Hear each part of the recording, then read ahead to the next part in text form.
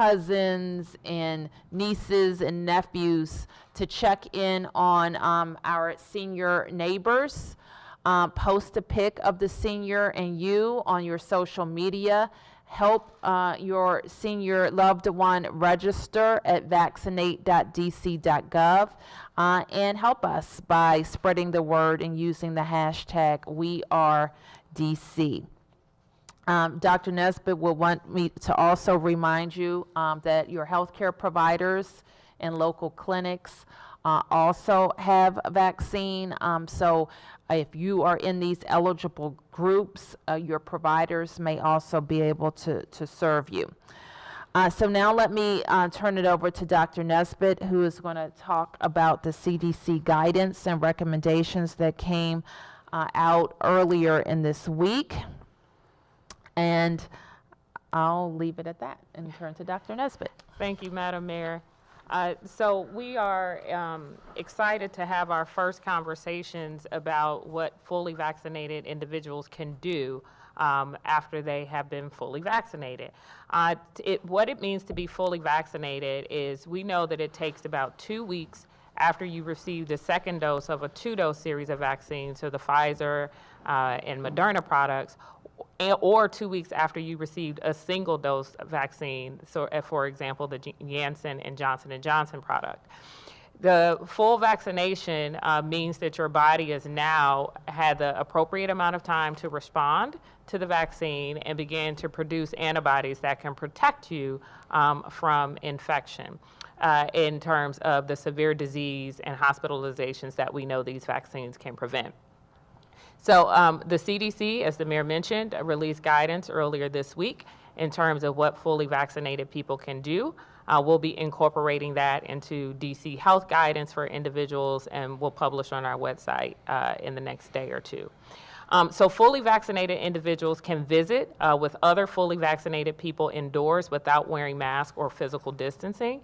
That allowance is related to private gatherings. Visit with unvaccinated people from a single household who are at low risk for severe COVID-19 indoors without wearing a mask or physical distancing. And then they also, and we've talked about this before, have the opportunity to be exempt from quarantine and testing following known exposure if they are asymptomatic. If anyone ever has symptoms of COVID-19, they should isolate immediately and be tested regardless of their vaccination status. So we'll have some graphics that will help people understand what it means to be vaccinated and what you can do right now with the first set of guidance that we're providing to fully vaccinated people. Again, we expect as we get more information about the vaccines and their ability to reduce the risk of spread from person to person, we'll be able to make other recommendations for fully vaccinated people. We'll first talk about fully vaccinated people and their ability to visit with other fully vaccinated people indoors in private gatherings without wearing masks or physical distancing. This recommendation means that people can visit without masks in private gatherings if everyone is fully vaccinated. So both people or all people from all households. We also want to note that at this time, DC is still recommending that indoor gatherings not exceed 10 people. Next, how does a fully vaccinated individual engage with an unvaccinated household where people may be at higher risk? If a fully vaccinated person visits a person at increased risk of severe COVID-19, and we explain what that is in our guidance, so individuals over the age of 65, individuals 18 to 64, or even younger who have a qualifying medical condition, because we want to be mindful of our children who are medically fragile and have special health care needs. Everyone in that environment should wear masks, even the fully vaccinated person. And social distancing will still be necessary, and we would still encourage you to have those visits outside when practical. Next, we'll talk about what fully vaccinated people can do with visiting people from multiple households. So the best example we give here is that a fully vaccinated woman visits her unvaccinated cousin, and then the cousin happens to have a friend over from another household. So now you've got 3 households mixing. And regardless of the health status or risk for severe disease of any of the unvaccinated people, everyone should wear a mask and social distance and practice good hand hygiene as part of those visits. And again, it would be preferable to continue to have those visits outside where practical. So next, we talk about visiting unvaccinated people from a single household, which takes into consideration that the unvaccinated individuals are not at increased risk for COVID-19. So a fully vaccinated couple comes over to have dinner with an unvaccinated couple, and none of them are over the age of 65, none of them have qualifying medical conditions, then it would be appropriate for them to remove their mask and to have limited social distancing with those two households. Next. So now we just want to make sure that we emphasize that while fully vaccinated people have some additional things that they could do, it's still critically important for fully vaccinated people to take the same precautions as everyone else when out in public, such as wearing a well-fitted mask and physically distancing from people. We're still recommending that fully vaccinated people avoid medium and large-sized in-person gatherings, both in private spaces and in public spaces. And then everyone should get tested, as I mentioned before, if they are experiencing COVID-19 symptoms, regardless of their vaccination status. Next. Thank you. Thank you, Dr. Nesbitt. And let us just turn to some quick updates, also COVID related, because yesterday the Congress approved the American Rescue Plan, which is huge news for our recovery and also for the nation's recovery. We are very happy that DC was made whole. We've talked quite a bit about the $755 million we were shorted in the CARES Act. And we are grateful that the administration and the Congress corrected that. Second, we want to thank the President for visiting W.S. Jenks in Ward 5 on Tuesday. The first and second families have already shown that they are committed to be active members of local D.C. I got to visit with the second gentleman, I guess also a couple of days ago, in Ward 1. At a Ward 1 establishment, Hook Hall. So we were very happy that they are embracing our city, county, state, almost 51st state.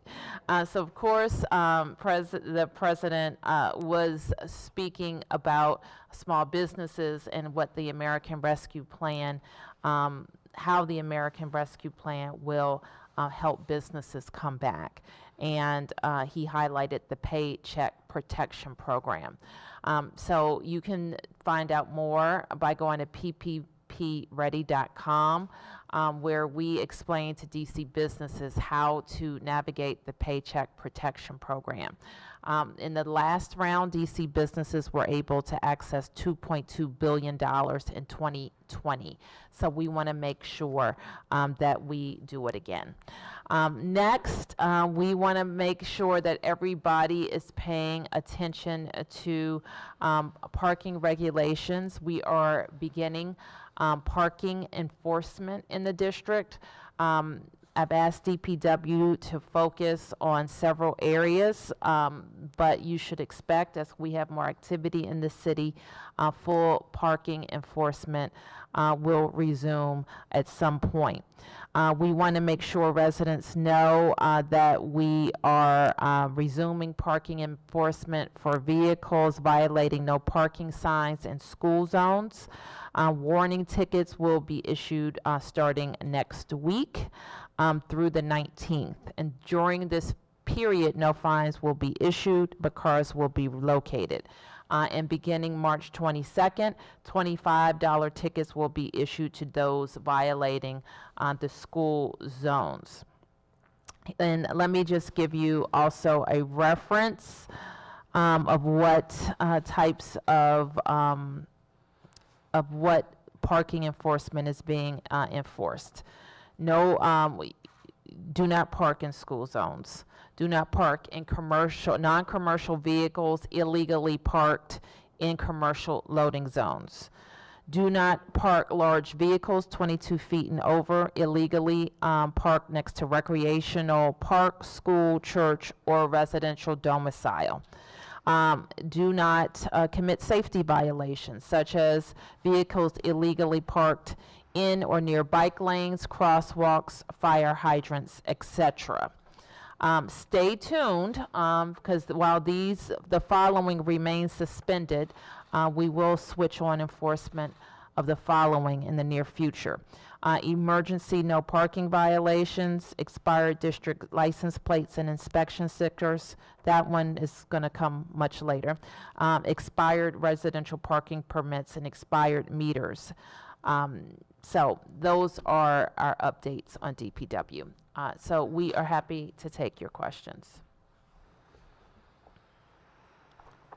Yes, sir. At what point will DC be encouraging all residents to pre-register?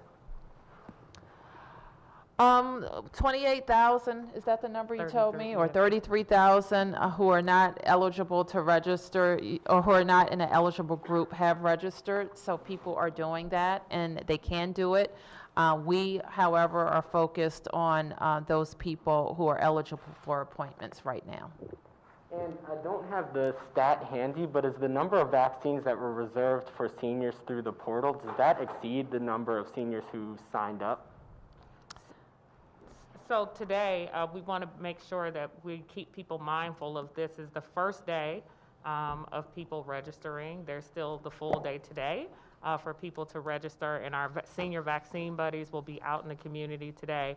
And we're also asking everyone else to be a senior vaccine buddy in order to ensure that we have the maximum number of seniors registered, not just this week, but in subsequent weeks, so that we can, as our highest group people for severe disease, group of people who are at risk for severe disease, hospitalization, and death, we can focus on getting as many of them registered and vaccinated as soon as possible. Thank you. And then, obviously, Maryland a couple of days ago relaxed numerous restrictions around capacity. Is there any thought about how their decision-making will influence how things go in the district in terms of our recovery? Well, we are a region, and Maryland has sometimes done things at the state level that hasn't amounted to much change at the county level. And it's the counties that surround us that where we have the most concern. Would the decision at the state level by Maryland have any influence on our plans for easing restrictions or reopening in the coming weeks? We've already mentioned to you that we will take a mid-month look at restrictions, and then we'll do more as the spring happens. So we expect to talk to you on Monday about some loosening of phase 2 restrictions. Yes, sir. I'm Alberto Pimienta with Telemundo 44. Right now, when people go to register in the website, in the new website that was launched yesterday, there's language there that says that some documents are going to be required when they go to their appointment. For a lot of minorities, it's very hard sometimes to get these documents. So what's your message to them? If they don't have those documents, when they show up, are they going to be able to get the vaccine? So we always encourage everyone to have, as you know, both many of DC's residents are insured and have health insurance. So we encourage them to bring that information because it helps many of our partners who are offering vaccination be able to receive some type of compensation for the work that they're doing and hire all of the staff that they've hired to support these efforts. The vaccine, of course, is free. There's no out-of-pocket cost for any individual in the district or any of our eligible essential workers. We do ask that people do their best job at verifying their own identity when they registered. And this helps us to ensure that we are vaccinating, actually getting doses into the arms of people who we've considered to be at the highest priority for vaccination at this point. It's one of the ways that we have to be able to control people transferring their appointments to other individuals, et cetera. So people are highly encouraged to provide those documents. And it does not necessarily have to be a driver's license or a state-issued ID.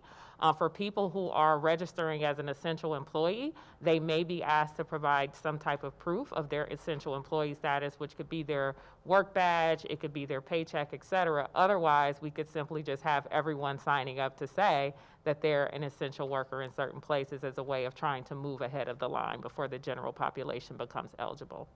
What if they don't what if they don't have those documents? Yeah, so I appreciate the question that suggests that anyone who is registered in these priority groups would not be able to validate their priority, but we know that that likelihood is very low. We've been doing this now since December 14th, and we have had in practice, including at our specialty clinics that focus on individuals who have English as a second language, and many of our outreach workers, that they are not in practice encountering people who cannot produce anything that supports their eligibility. But people will not be turned away. Just one more question. What's the status of the website existing in other languages at this point? Sure. So that is a question we'll have to confirm the exact timeline with our technology partners. One of the things that has to settle, and we've done a lot of testing this week, are the different phrases and language, the language that's actually used, because every time you change any word, then it has to go through the translation process for all of the subsequent languages. But it is a high priority for us here in the district.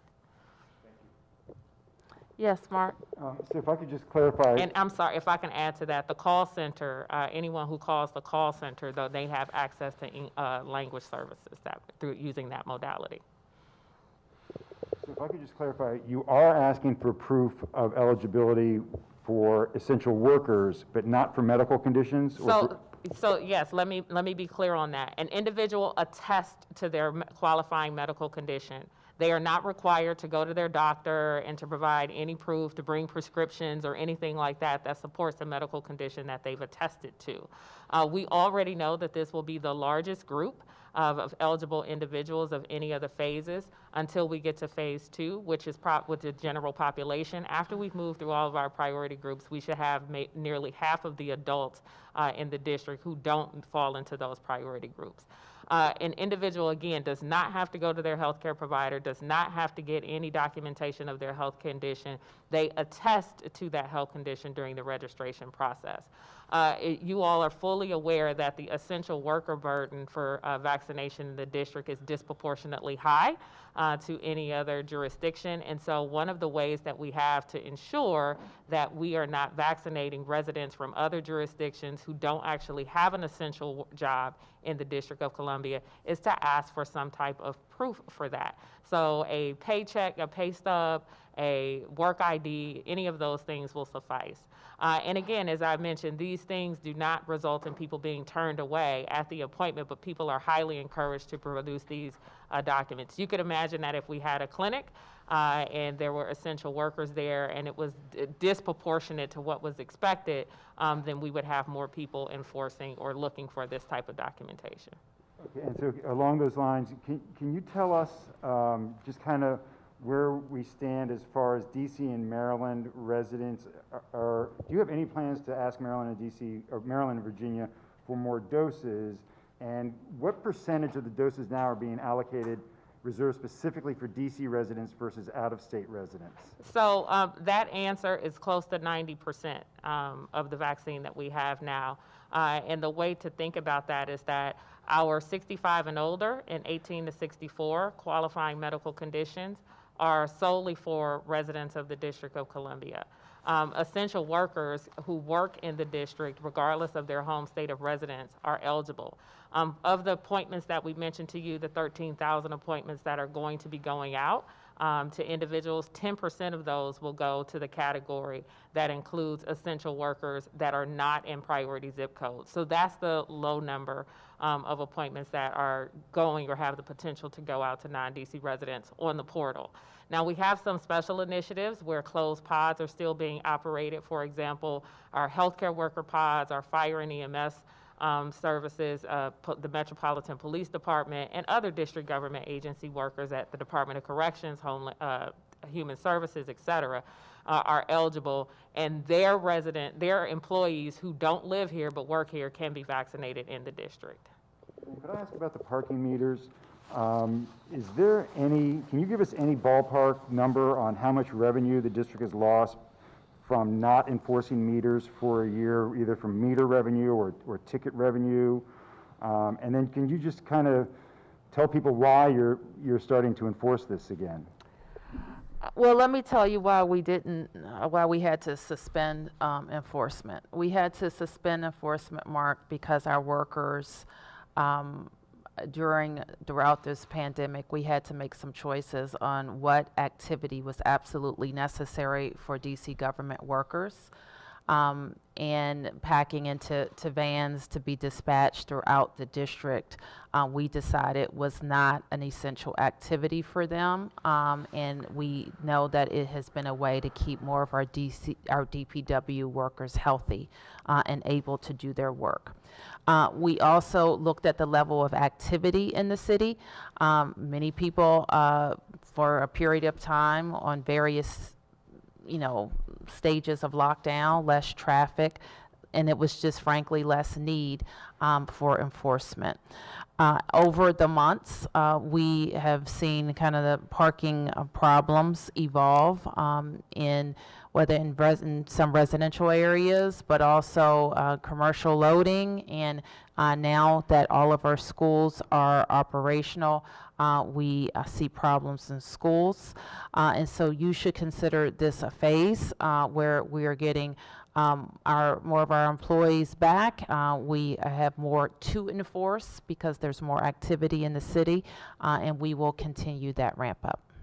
Any estimate on the revenue that was lost? I don't, I'm sure I can get that for you. I just don't have it off the top. Yes, sir. Going back to my previous question about the seniors, I just wanted to get some clarification. So I think the number was 5,400 vaccines that were reserved this week for seniors, and it looks like we have about more than 2,600 who have registered so far. I know you guys said you're continuing to sign them up, but what will happen to those appointments this week if you don't fill up that number of seniors? We'll fill it up because people are going to get registered. And would there be a cutoff date for when you would need to fill up? So as the cutoff mayor is mentioned, tonight. 11:59 tonight. Anyone who's registered by 11:59 tonight will be selected. And just so we have some clarity around it, vaccinating seniors is extremely important to us.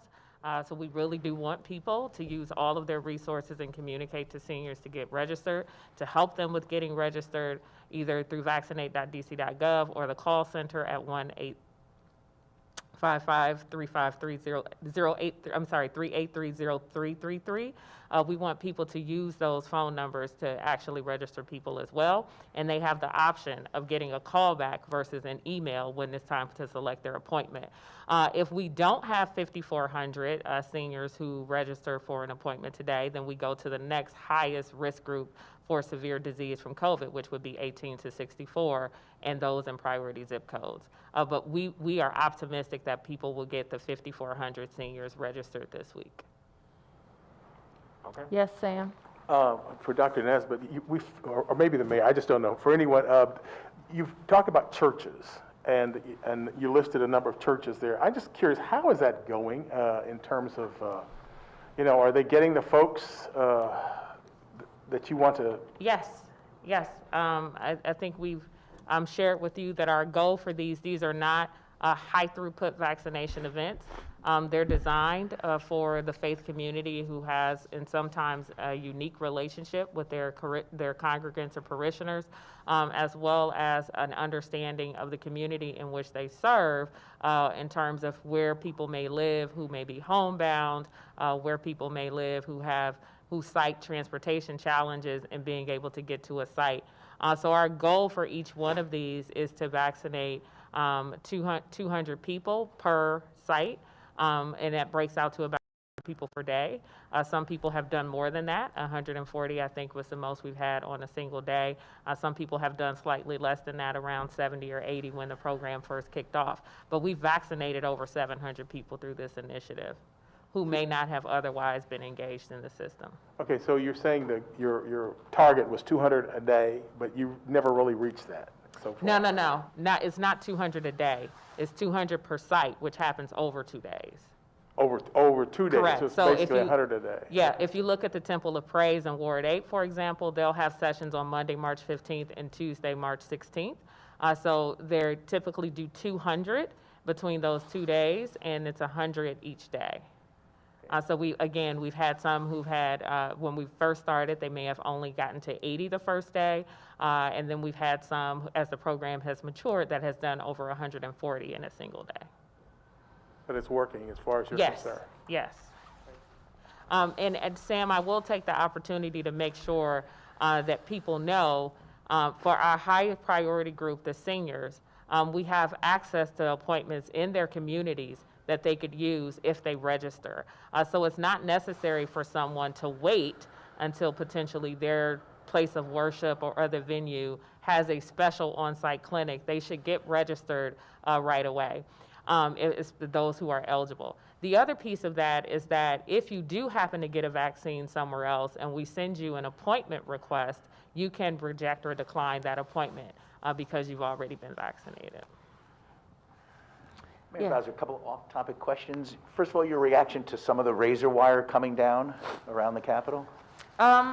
It's a good thing, and not only the razor wire, but the blocked streets. I actually haven't driven through, but I'm going to, so I can see what remains. So we're pleased with that. And secondly, the police department put out a video. It shows some ATVs and dirt bikes on North Capitol Street, and in one case, I guess someone on a dirt bike repeatedly fired into an SUV. And this happened mid-February. They're putting it out, hoping to try to identify. Your reaction to the fact just somebody driving north on North Capitol gets surrounded and shot up? I'm not familiar with that video, so let me take a look at that. Okay, any other questions? Yes, sir. On cherry blossoms, I'm just wondering, what is the plan this year? Do you know yet? I mean, we remember last year, and there were National Guard blocking the access down there. What is the plan this year as far as, will there be any restrictions as far as people being able to go down and walk around the cherry blossoms, large crowds gathering down there? Yes, traffic? we do not encourage large crowds to gather at the cherry blossoms. I think the deputy mayor represented me with the Cherry Blossom Festival, and the Cherry Blossom Festival team has produced a wonderful way to enjoy the cherry blossoms virtually, and we continue to recommend that people do it. MPD and the United States Park Police will work together to manage movements there. I've also reminded our team who is reaching out to the fresh food markets, the fish market as well, who will continue to be able to operate under the waiver agreements that they have with us. So as we get into warm weather, we are certainly thinking about the things that kept us safer last spring, and we will continue to rely on them. So right now, there's no plans to restrict pedestrian access down there, or to limit? I didn't say that. Okay, well, could you clarify that? I can't right now because I don't know all of the pedestrian access points. So we will announce it soon. Thank you, everybody.